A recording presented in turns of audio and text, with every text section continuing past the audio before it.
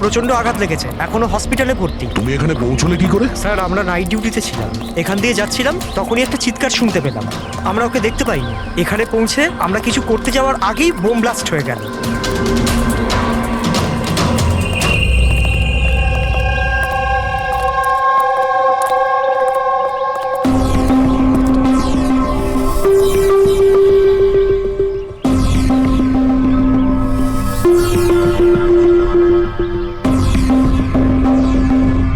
একটা কথা বলো আমায়, যখন তুমি এখানে এসেছিলে তখন তুমি এখান থেকে কাউকে যেতে দেখেছিলে বা পালাতে দেখেছিলে? হ্যাঁ স্যার, আমি ওকে তাড়াও করেছিলাম, কিন্তু ও পালিয়ে গেল। ও আমার আগেই ছিল, কিন্তু জানি না কেমন করে অদৃশ্য হয়ে গেল। আর এখানে হরনাথের অবস্থা ভালো ছিল না, তাই আমি ওর কাছে ফিরে এলাম। ঠিক করেছো তুমি, গুড ওয়ার্ক। পঙ্কজ, একটু ওদিকটা চেক করো, দেখো বোমের কোনো অবশিষ্ট অংশ পাও কিনা, আর যদি কিছু পাও তাহলে ওটা এভিডেন্সে পাঠিয়ে দাও।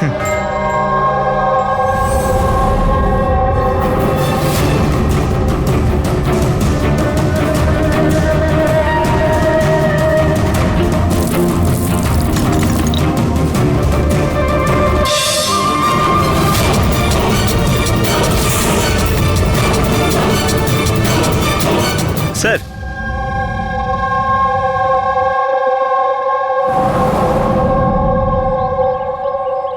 ডাইনামাইট স্টিক, আর স্যার এতে ব্যাচ নাম্বারও লেখা আছে।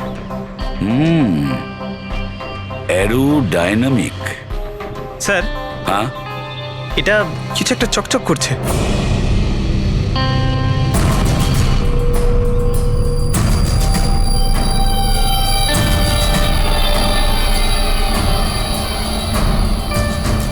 দেখি একটু।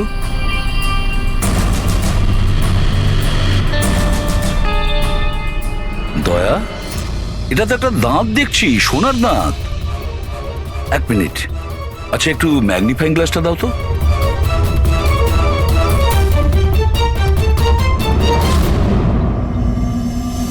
দয়া, দেখো এতে কিছু লেখা আছে। হ্যাঁ স্যার, NK লেখা আছে। এনকে? আচ্ছা, এটা মরে যাওয়া লোকটার নামের ইনিশিয়াল নয় তো? হতেই পারে দয়া। এটা আবার হয়নি তো এই নামে যে আছে তাকে কিডন্যাপ করা হয়েছে? আর যদি কিডন্যাপ হয়ে থাকে স্যার, তো ওর বাড়ির লোক নিশ্চয়ই কোথাও না কোথাও কিডন্যাপ হওয়ার রিপোর্ট লেখাবে। হ্যাঁ, চেক করতে হবে, দেখতে হবে যে এই নামের কতজন ব্যক্তি নিখোঁজ হয়েছে।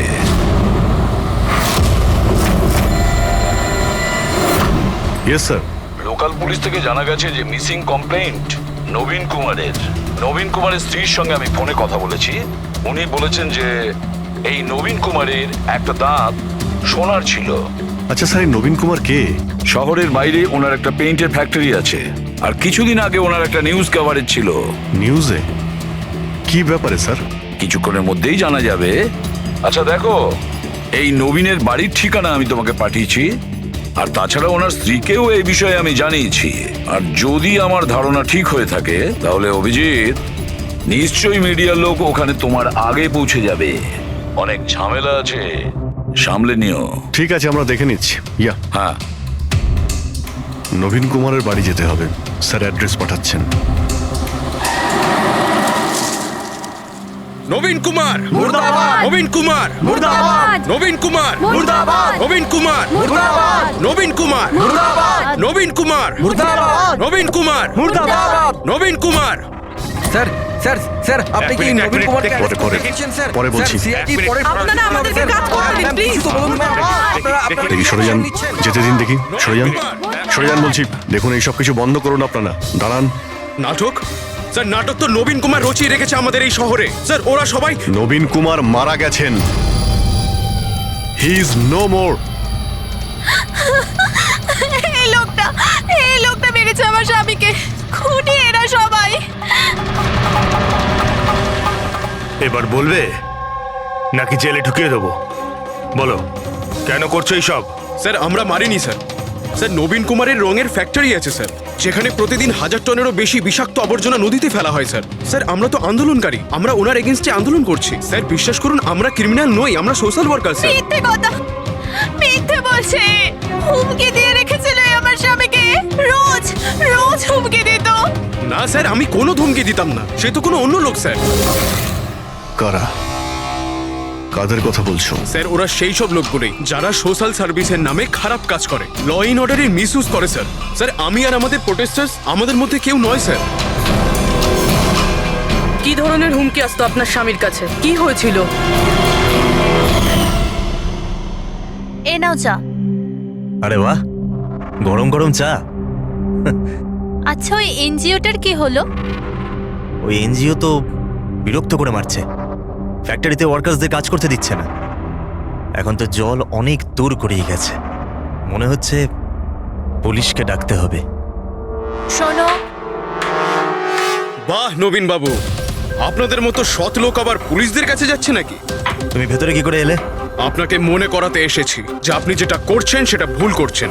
এখনো সময় আছে, শুধরে যান। শাট আপ, বেশি তর্ক করো না, এখন এই ঘর থেকে বেরিয়ে যাও। I said get out. আর কোথায় কোথায় ঢুকতে দেবেন না, আর কাকে কাকে আটকাবেন। আমাদের মতো লোক আপনাদের মতো লোককে ভয় পায় না, বুঝতে পেরেছেন? আর কেন জানেন? কারণ আমরা আপনাদের মতো খারাপ কাজ করি না। আজ তো আমি আপনার ঘরে ঢুকেছি। যদি আপনি আপনার স্বার্থের জন্য অসহায় মানুষদের জীবন নিয়ে খেলা যদি বন্ধ না করেন, তাহলে আপনার ফ্যাক্টরিতেও ঢুকবো। তোমাদের মতো গুন্ডাদেরকে না আমি সিধে করতে পারি, আর এই ফালতু ধমকিগুলো না অন্য কাউকে গিয়ে দেবে। আমার যা করার আমি তাই করব, আর তোমার যা করার করে নাও। আমি ধমকি দিচ্ছি না, বোঝাচ্ছি। যদি এই উল্টোপাল্টা কাজ বন্ধ না করেন, তাহলে আপনার ফ্যাক্টরি তো আমি বন্ধ করিয়েই ছাড়ব। তুই আমার ফ্যাক্টরি বন্ধ করবি? হ্যাঁ, ফ্যাক্টরি বন্ধ করবি তুই আমার? শোনো শোনো প্লিজ, প্লিজ তুমি শান্ত হও, আর আপনি ওকে বিরক্ত করা বন্ধ করুন। আপনি যান এখান থেকে প্লিজ। প্লিজ বলছো তুমি একে? হ্যাঁ, আমি তোকে লাথি মেরে বার করে দেবো। চল। এটা কোত্থেকে আওয়াজ এলো?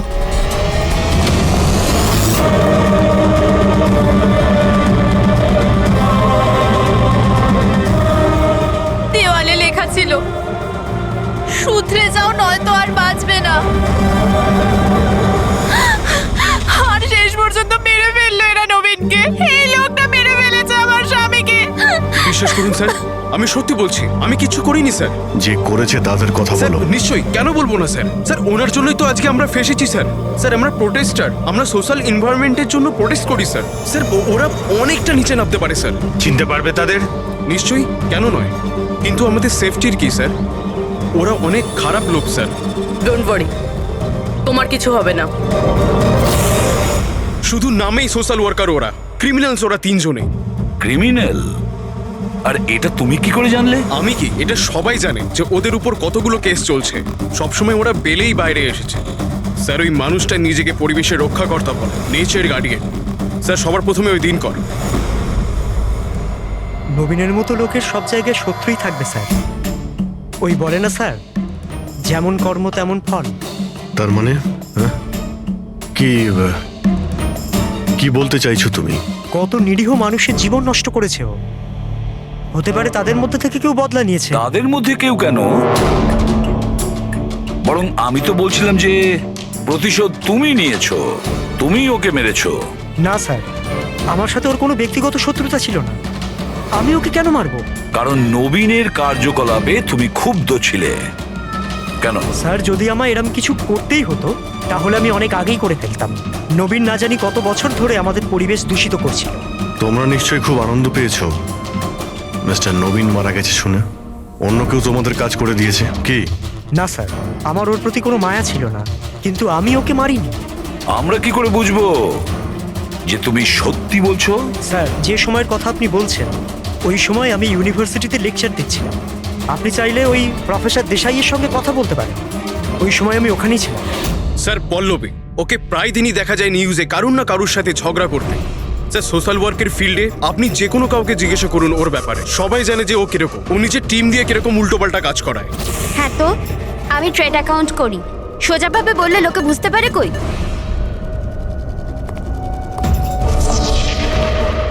কিন্তু আমি সোজা পয়েন্টে আসছি। আমাদের মনে হয় তুমিই ওকে খুন করেছো। ম্যাম আপনার এটা যদি মনে হয় তাহলে আপনার এবং আমার দুজনেরই টাইম ওয়েস্ট করছেন। ম্যাম একটা কথা, আমি কোনো ক্রিমিনাল নই। কিন্তু আমরা তো এটা শুনেছি যে আপনি রোজই কোনো না কোনো একটা কন্ট্রোভার্সিতে জড়িয়ে থাকেন। স্যার ব্যাপারটা হলো কি, যদি কোনো সৎ লোক সাহস করে সত্যের পিছনে দাঁড়ায় না, তো মানুষ ভয় পেয়ে যায়, সহ্য করতে পারে না। বিশেষ করে যদি সে একটা মেয়ে হয়। আপনি তো জানেনই সোসাইটির কি মেন্টালিটি। তাই নাকি? আমার তো আপনার মেন্টালিটি ঠিক মনে হয় না। কেন? শুধুমাত্র এই জন্যই যে আমি কাউকে ভয় পাই না? আপনাকেও নয়। এই জন্য আমি ক্রিমিনাল হয়ে গেলাম? এমনিতেও আমি কাল রাতে নিউজ লাইভের ডিবেটে ছিলাম, আপনি চাইলে চেক করতে পারেন। আমি চাইলেও নবীনকে খুন করতে পারতাম না। ম্যাডাম, আপনি কিন্তু এই কাজটা নিজের লোকদের দিয়েও করিয়ে থাকতে পারেন। তো ঠিক আছে, আপনার যদি এত কনফিডেন্স থাকে তো প্রুফ করে দিন, আপনি পাঠিয়ে দিন আমাকে জেলে। আর ওই প্রকাশ, ও প্রতিদিনই কাউকে না কাউকে গালিগালাজ করে নিজের সোশ্যাল ব্লগে। যারা পলিউশন ছড়াচ্ছে স্যার ও লোকদের উস্কায়, খেপিয়ে দেয় তার বিরুদ্ধে। আমি ঘরেই ছিলাম স্যার, নিজের ব্লগ লিখছিলাম, যেমন সবসময় লিখি। প্রত্যেকবারের মতো সবাইকে উস্কাচ্ছিলেন, তাদের ব্রেন ওয়াশ করছিলেন নবীনের মতো লোকেদের বিরুদ্ধে। কি স্যার, নবীনের সাথে আমার কোনো ব্যক্তিগত শত্রুতা ছিল না, আর প্রকৃতির জন্য আমি অ্যাওয়ারনেস স্প্রেড করতেই থাকি। ব্যক্তিগত শত্রুতা না থাকলে তোমার সবকটা ব্লগে নবীনের নাম কেন থাকে? তাও টপ 4-5 জনের মধ্যে। কালকেও যে ব্লগটা লিখেছিলে সেখানেও নবীনের নাম ছিল না? হ্যাঁ স্যার, নবীনের নাম ছিল ওখানে। আর এই কথাটা আমি লুকোবই বা কেন? ও খারাপ লোক ছিল, কিন্তু এর মানে তো এটা নয় যে আমি ওকে খুন করে দেবো। কেন? কেন মারবে না? এরকম লোকেদের তো তুমি ভীষণ ঘৃণা করো, তাই না? তোমার মনে হচ্ছে তোমার পরিশ্রম বিফলে চলে যাচ্ছে, আর তারপরে নবীনকে এত বোঝানোর পরেও নবীন পরিবেশ দূষিত করে দিচ্ছিল, আর সেই জন্য তুমি রেগে যাও আর তারপরে নবীনকে শেষ করে দাও। আমি একজন রেসপন্সিবল সিটিজেন স্যার, কোনো ক্রিমিনাল নয় স্যার। আমার কাজ এটাই, আমার ব্লগের মাধ্যমে ঠিক আর ভুলের তফাৎ বোঝানো, কারোর ক্ষতি করা নয়। স্যার, ইন্টারোগেশনে তো কেউই কোনো ভয় পায়নি। হ্যাঁ, কোনো ভয় পায়নি ঠিকই, এই 3 জনের উপর কড়া নজর রাখতে হবে। কেন স্যার? ঠিক, ভয় একটা অদ্ভুত জিনিস।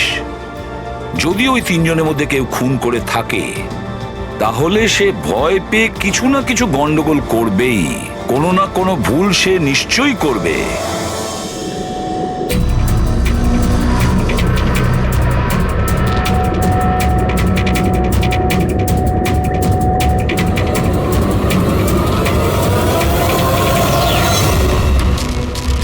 সারিকা, দেখো এটার উপর কোনো ফিঙ্গারপ্রিন্ট আছে কিনা, চেক করো।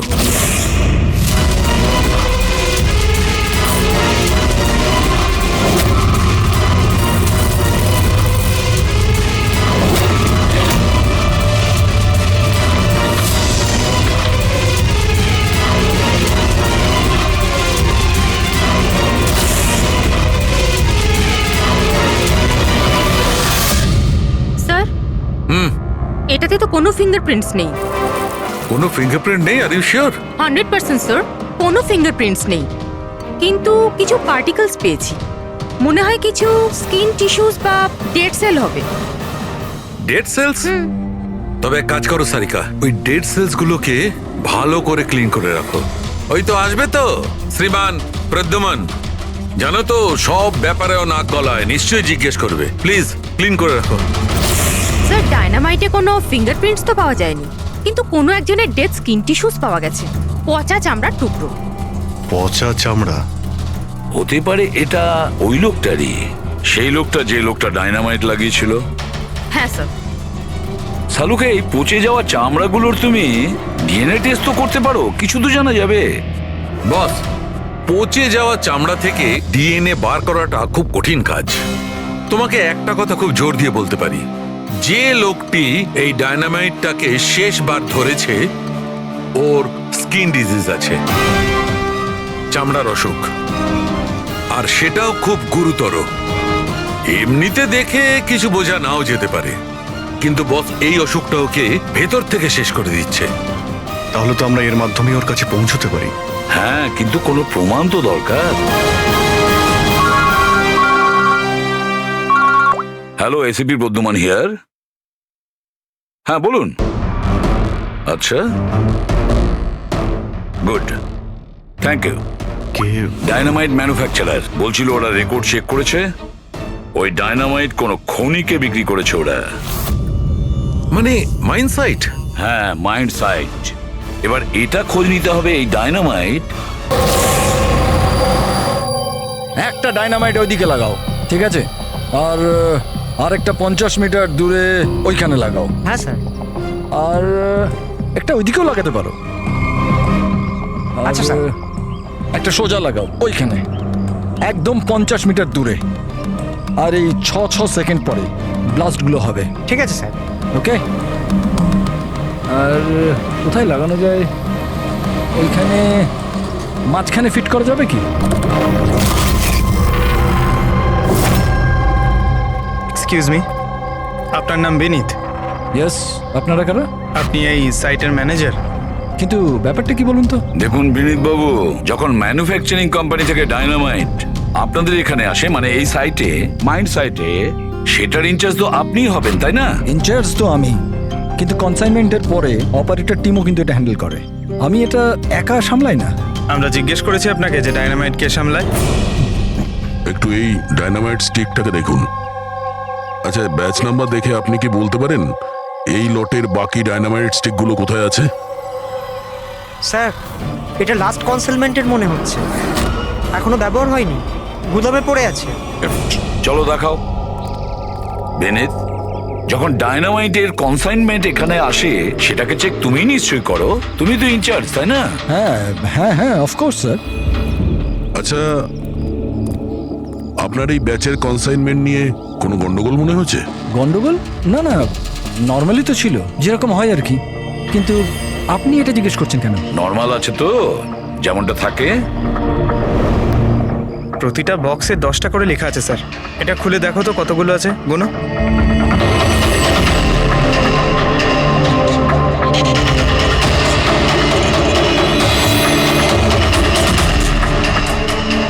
স্যার, একটা সেট কম আছে স্যার। আচ্ছা, এই ব্যাপারটা কি সেটা কি তুমি এখানেই বলবে, না একটু খাতির টাতির করার পরে মুখ খুলবে? স্যার বলছি, আমি সবসময় এই সেটগুলো জেলেদের বিক্রি করে দিতাম বম ফিশিং এর জন্য। মানে ইল্লিগাল ভাবে ব্যবহার করো এটাকে। আর এটার থেকে 6টা সেট আমি ওদেরকে বিক্রি করেছি। যাকে বিক্রি করেছো তাকে চেনো নিশ্চয়ই? স্যার, ও আমার রেগুলার কাস্টমার ছিল না, ও প্রথমবার এসেছিল। আর আমি ওর মুখটাও ভালো করে দেখিনি, কিন্তু স্যার ওর হাতের চামড়াগুলো অদ্ভুত রকমের হয়ে গেছিল, বোধহয় ও অসুস্থ ছিল। এর মধ্যে কাউকে চেনো? না স্যার, আমার মনে হয় না এদের মধ্যে কেউ ছিল। আরো একবার ভালো করে দেখো, হতে পারে ছদ্মবেশে এসছে। না স্যার, এদের মধ্যে কেউ নাই। ঠিক আছে, হয়তো আবার দ্বিতীয়বার দেখা হবে।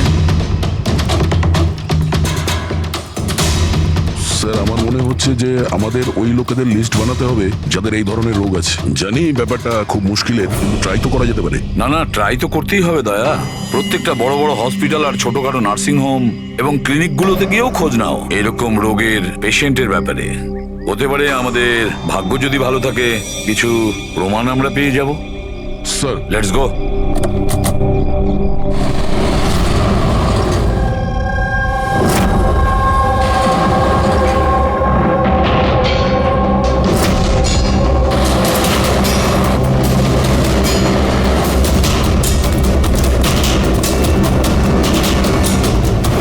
দেখুন, এই ধরনের অসুখ 1000 জনের মধ্যে একজনের হয়ে থাকে। বলতে পারেন এই ধরনের পেশেন্টের লিস্ট অনেক বড়।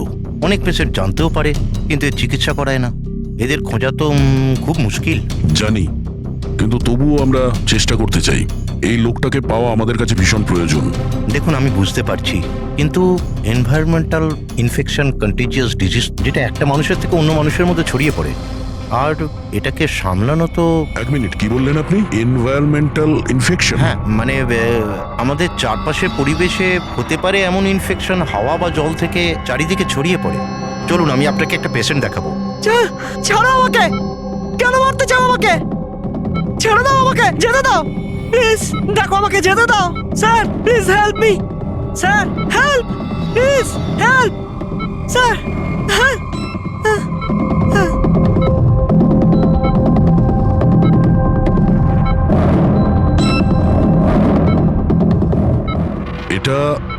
এটা এনভায়রনমেন্টাল ইনফেকশনের কেস। নিউরোলজিক্যাল ইনস্টেবিলিটি, এই ধরনের অসুখ সাধারণত পেশেন্টের মাথা ধীরে ধীরে খারাপ করে দেয়।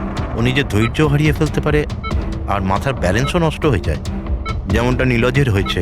আর ফিজিক্যাল কন্ডিশন, মানে আমি বলতে চাইছি এই ধরনের পেশেন্টরা কি খুব জোরে দৌড়তে পারে? হ্যাঁ, নর্মালি চলতে ফিরতে তো পারে, কিন্তু অসুখটা যদি অ্যাডভান্স স্টেজে চলে যায় তাহলে দৌড়ানোর পক্ষে সম্ভব নয়। কিন্তু স্যার অ্যাডাভিন ইঞ্জেকশন দিলে শরীরে কিছুক্ষণের জন্য শক্তি আসে।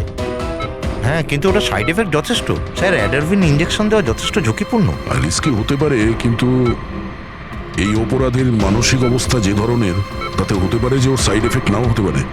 কিন্তু যদিও নীরজের মতো মেন্টালি আনস্টেবল হয়, তাহলে চিন্তা আপনাদেরকেই করতে হবে। তার মানে এটাই যে একটা খুন করে থাকলে দ্বিতীয়বারও খুন করতে পারে।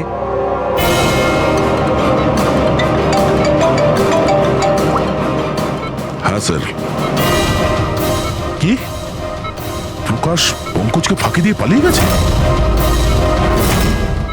ও নো, ঠিক আছে, আমি দেখছি। হতে পারে প্রকাশ ভয় পেয়ে পালিয়ে গেছে, না হলে দ্বিতীয় মার্ডারের পরিকল্পনা করছে।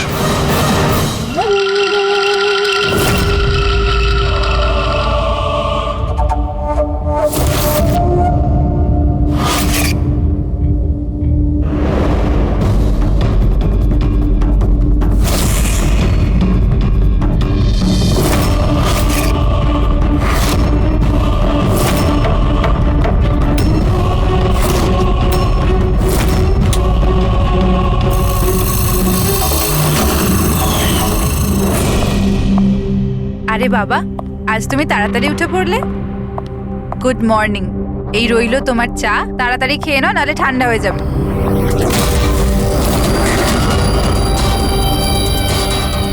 এটা কার পা?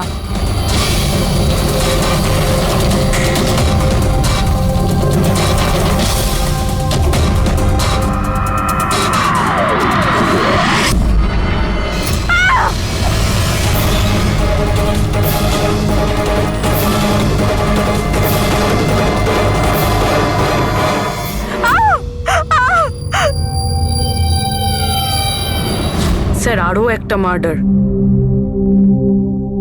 ওই ডক্টর ঠিকই বলেছিলেন,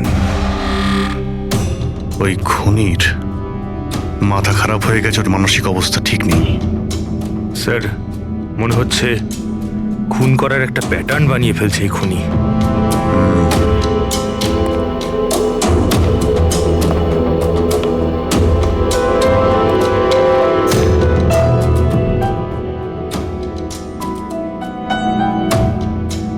এনার উপরে ব্লেম এটাই যে উনি নেচারকে ক্ষতি করছেন। ইলিগাল ডিফরেস্টেশন, জমি হাতানোর জন্য ইলিগালি গাছ কেটে ফেলা।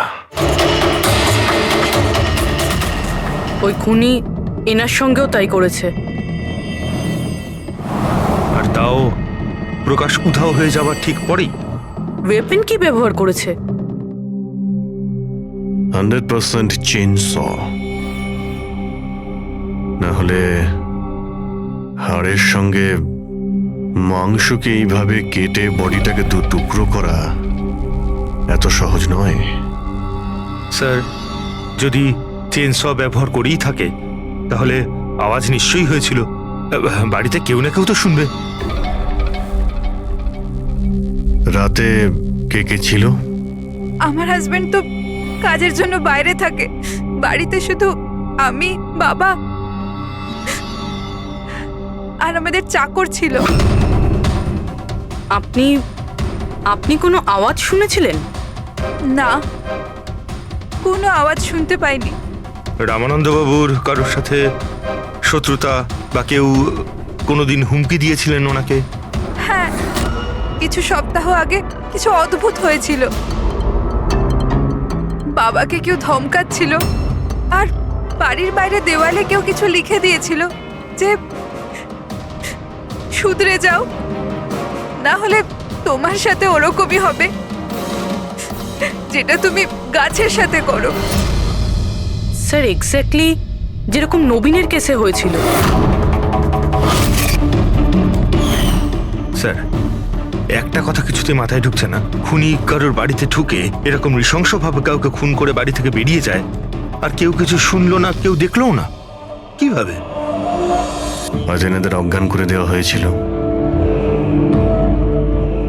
দেখুন, আমার সন্দেহ হচ্ছে যে আপনাদের অজ্ঞান করা হয়েছিল খাবারের মধ্যে কিছু মিশিয়ে, সেই জন্যে আপনারা কিছু শুনতে পাননি। অজ্ঞান? হ্যাঁ, কিভাবে সেটা জানি না, কিন্তু সেটা জানার জন্য আমাদের এখানে যত জিনিস আছে সেগুলো ফরেন্সিক ল্যাবে পাঠাতে হবে।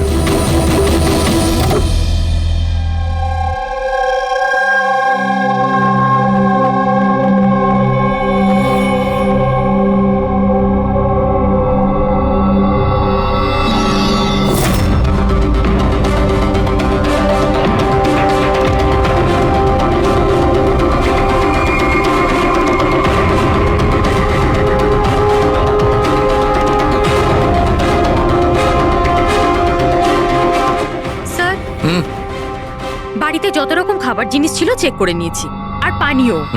কিছুতেই ঘুমের ওষুধ পাইনি। No sedatives. পেলে না? আরো শিওর? অ্যাবসলিউটলি। কিন্তু সারিকা, সবাই তো অজ্ঞান ছিল, তার মানে কোনো মাদক দ্রব্য নিশ্চয়ই থাকবে যার জন্য ওরা অজ্ঞান হয়ে গেছিল। খাবার জিনিসে, পানীয়তে, কিছুতে তো থাকা উচিত। কিসের মধ্যে ছিল?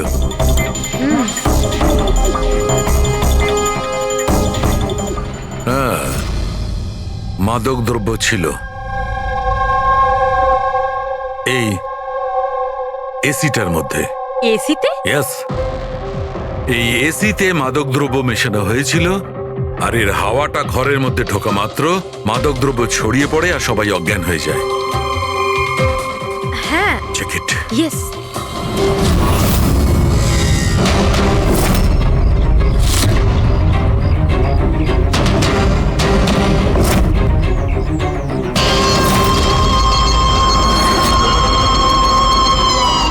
দেখো সালুখে, তুমি আন্দাজে ঢিল মারছো না তো? এটা কি করে হতে পারে? এরকমই হয়েছে বস। এসিতেই মাদকদ্রব্য ছিল। আমি ওই এসিটার ব্লোয়ারে, ফিল্টারে, সব জায়গায় সেনেটিভ পেয়েছি, আর সেটাও খুব হাই ডোজে। মাই গড, এটা কি করে হতে পারে? বস, এসিতে সেনেটিভ ছিল, মাদকদ্রব্য ঘরের মধ্যে ছড়িয়ে যায় আর সবাই অজ্ঞান হয়ে যায়। খুনি আসে আর বিনা বাধায় ওকে খুন করে, ও চলে যায়। কেউ কিচ্ছু শুনতে পায়নি। আচ্ছা ঠিক আছে। সালুকে ফোন করেছিল, বলছিল রামানন্দর বাড়িতে যে এসি মেশিনটা ছিল সেটাতে বিষাক্ত গ্যাস ভরা ছিল, অ্যানেস্থেটিক গ্যাস।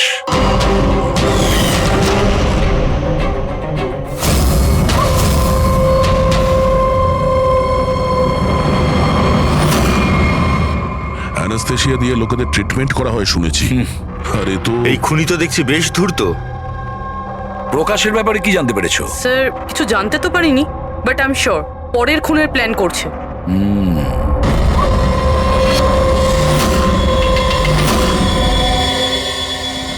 কিন্তু খুনি যদি অসুস্থ হয় তাহলে প্রকাশ তো ভালোই দৌড়িয়েছিল। স্যার, এমনটাও তো হতে পারে যে অন্য কাউকে দিয়ে এই খুনটা করিয়েছে। তাহলে ও পালিয়ে গেল কেন? এই শব্দটা কিসের? চলো তো।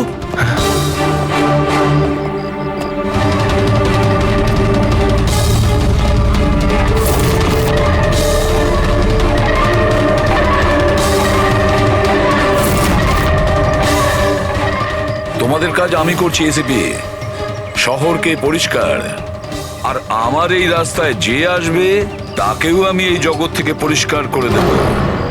এ কে হতে পারে? স্যার, মনে হয় খুনি জানতে পেরে গেছে আমরা ওর পিছনে আছি, ওই জন্য পাগল হয়ে গেছে। এই, দাঁড়াও, ধরো ওকে।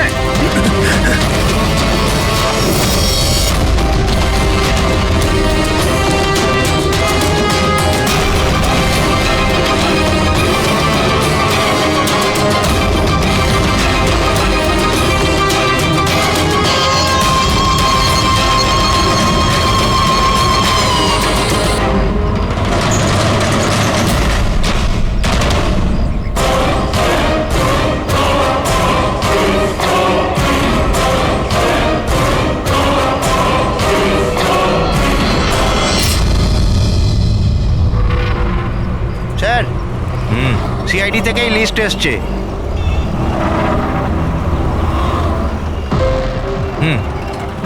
এরা তো ওই লোকগুলি যাদের নয়েজ পলিউশনের ধমকি দেওয়া হয়েছে।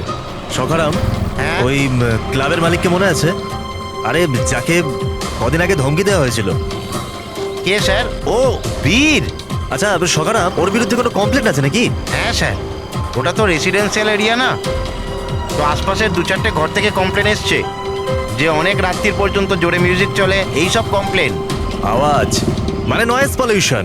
সখারাম, তুমি একটা কাজ করো, হ্যাঁ তুমি সিআইডির লোকেদের ফোন করো এখনই, এই সময়।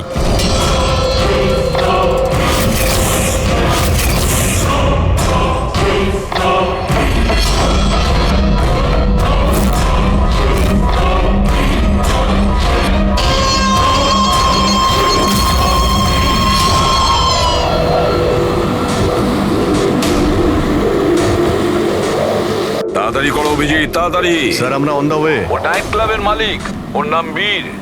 কিন্তু স্যার ব্যাপারটা কি? দয়া, লোকাল ইন্সপেক্টর থেকে জানা গেছে বীরকেও একই রকম হুমকি দেওয়া হয়েছে, আর সেটাও শব্দ দূষণ করার জন্য। সরি স্যার, কিন্তু নয়েজ পলিউশন এটা একটু বেশি হয়ে গেল না? রবি, ওর মানসিক অবস্থা ঠিক নেই, এই খুনি যা খুশি করতে পারে। ডোন্ট ওয়ারি স্যার, ওই খুনি যদি ওখানে থাকে তাহলে এবারে আর আমাদের হাত থেকে বাঁচবে না স্যার। এই প্রকাশ কিন্তু এখনো নিখোঁজ, আর বীরের প্রাণ সংশয় রয়েছে। যে করেই হোক ওকে সুস্থ আর নিরাপদে আমাদের এখানে নিয়ে এসো।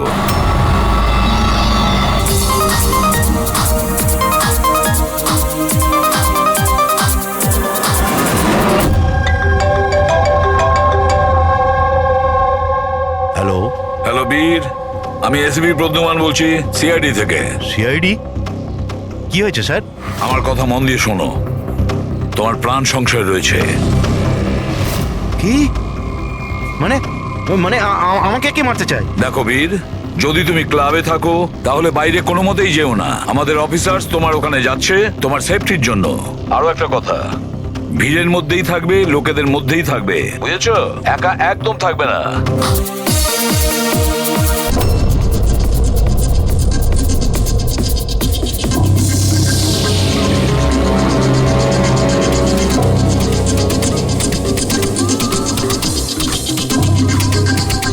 দেখো, আমি আমার কেবিনে যাচ্ছি, ঠিক আছে? আর কাউকে ভেতরে আসতে দেবে না, বুঝেছো? কাউকেই ভেতরে আসতে দেবে না।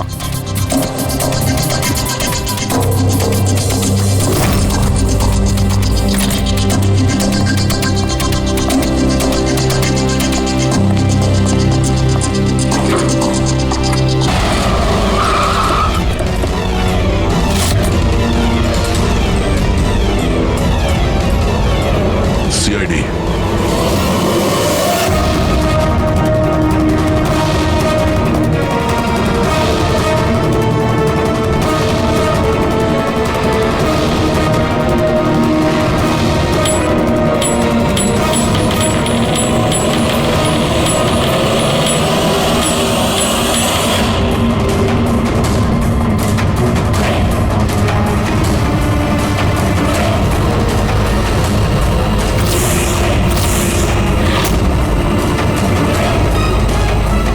এ ভাই শোনো, এদিকে এসো। হ্যাঁ স্যার। বীর কোথায়? স্যার উনি কারুর সাথে দেখা করতে চান না। আমরা সিআইডি থেকে আসছি। কোথায় ও? আসুন স্যার।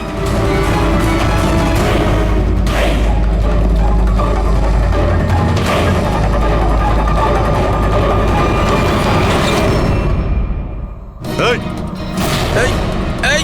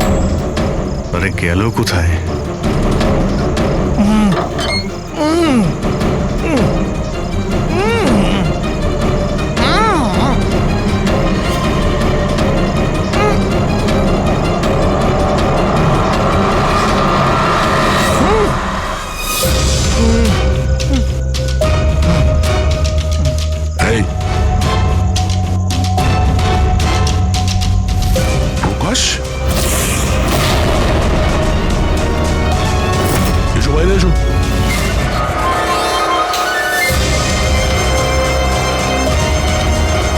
তুমি এখানে কি করছিলে? হ্যাঁ, আমাদের হাত থেকে বাঁচার জন্য কি এইসব করছিলে? না অভিজিৎ, মনে তো হচ্ছে না। এর হাত পা বাঁধা ছিল, মনে হচ্ছে কেউ হাত পা বেঁধে ওকে এখানে ফেলে দিয়েছে। রবি, এসপি স্যারকে ফোন করে বলো যে প্রকাশকে পাওয়া গেছে, আর ওর একটু ফার্স্ট এড করে দাও। স্যার যাও। চলুন। বুঝতে পারছি না প্রত্যেকবারও পালিয়ে যাচ্ছে কি করে, ও কোথায় লুকিয়ে পড়ছে। হয় ও আকাশে উড়ে গেছে, না হলে মাটিতে ঢুকে গেছে।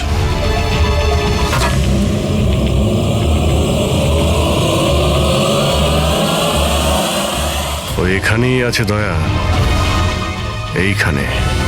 কি? এইখানে।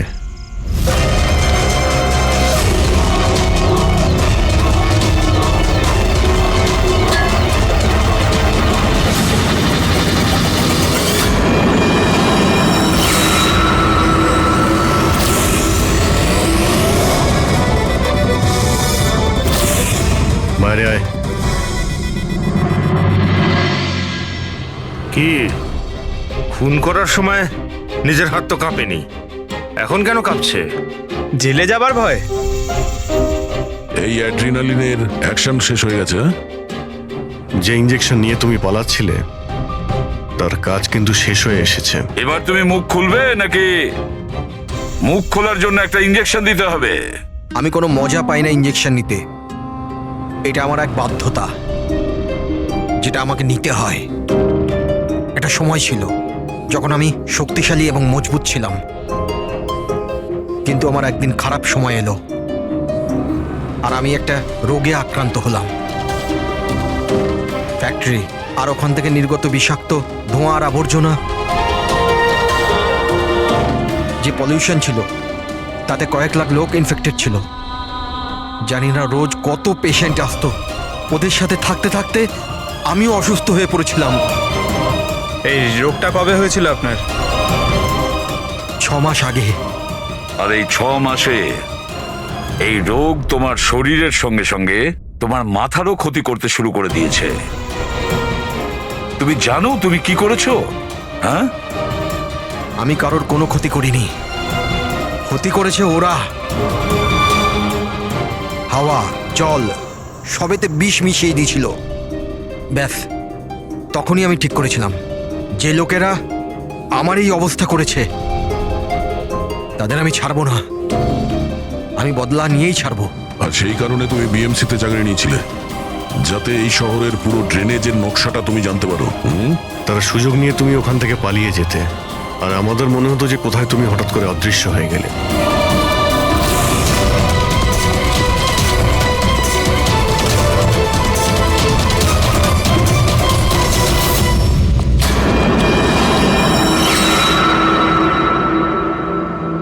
একটা কথা কিন্তু আমি এখনো বুঝিনি, প্রকাশ তোমার কি ক্ষতি করেছিল? হ্যাঁ, ওকে কেন কিডন্যাপ করলে? ওই রাতে ও ওখানেই ছিল, রামানন্দের বাড়ির বাইরে। ওর বাড়ি জ্বালাতে এসেছিল। ও কিছু করতো তার আগেই ও আমাকে দেখে নিয়েছিল ঘর থেকে বেরোনোর সময়। আর তুমি ওকে তারপর কিডন্যাপ করে নিলে যাতে ও কারোর সামনে মুখ না খোলে। হ্যাঁ, তুমি ওকে মারতেও পারতে, তাহলে ওকে ওকে তুমি মারলে না কেন? আমি বললাম না স্যার, আমার বদলা শুধুমাত্র ওদের সাথে ছিল যারা আশেপাশের হাওয়া জলকে বিষাক্ত করে তুলেছিল। আমি তো শুধুমাত্র আমার সংসার বাঁচাচ্ছিলাম। আমি কোনো ছোটবেলা থেকে খুনি ছিলাম না। এই দায়িত্বটা তোমাকে কে দিয়েছিল? শোনো, তোমার এই প্রতিশোধের আগুনে এতগুলো লোকের প্রাণ গেছে। এই কাজটা তোমার একদমই করা উচিত হয়নি। খুব অন্যায় করেছো তুমি। আইন তোমাকে কোনোদিন ক্ষমা করবে না। কঠোর থেকে কঠোরতম শাস্তি হবে তোমার। আছো এখানে? আরে প্লিজ আমাকে বাঁচাও। হ্যালো,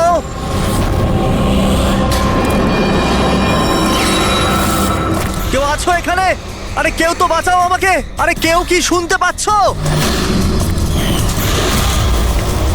আরে কেউ তো বাঁচাও আমাকে। আরে কেউ তো আমার আওয়াজ শুনছো?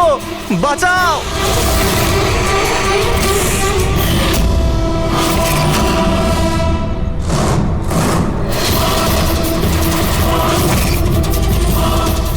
তুমি কে? কি চাও তুমি?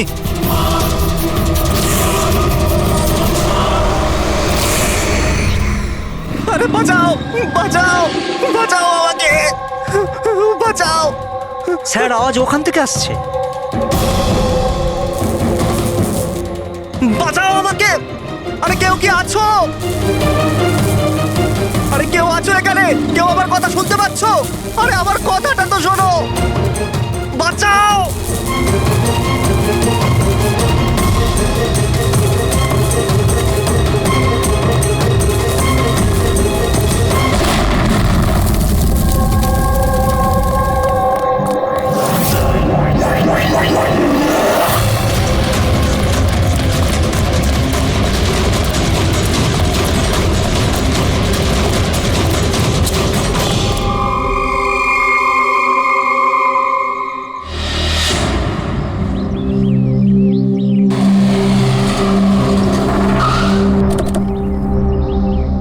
নমস্কার স্যার। নমস্কার স্যার। এটা বলো, যখন ব্লাস্ট হয়েছিল তখন কি তুমি এখানে ছিলে? ইয়ে স্যার, আমার সঙ্গে আরো একজন কনস্টেবল ছিল, হরনা। ওর প্রচন্ড আঘাত লেগেছে, এখনো হসপিটালে ভর্তি। তুমি এখানে পৌঁছলে কি করে? স্যার, আমরা নাইট ডিউটিতে ছিলাম, এখান দিয়ে যাচ্ছিলাম, তখনই একটা চিৎকার শুনতে পেলাম। আমরা ওকে দেখতে পাইনি। এখানে পৌঁছে আমরা কিছু করতে যাওয়ার আগেই বোম ব্লাস্ট হয়ে গেল।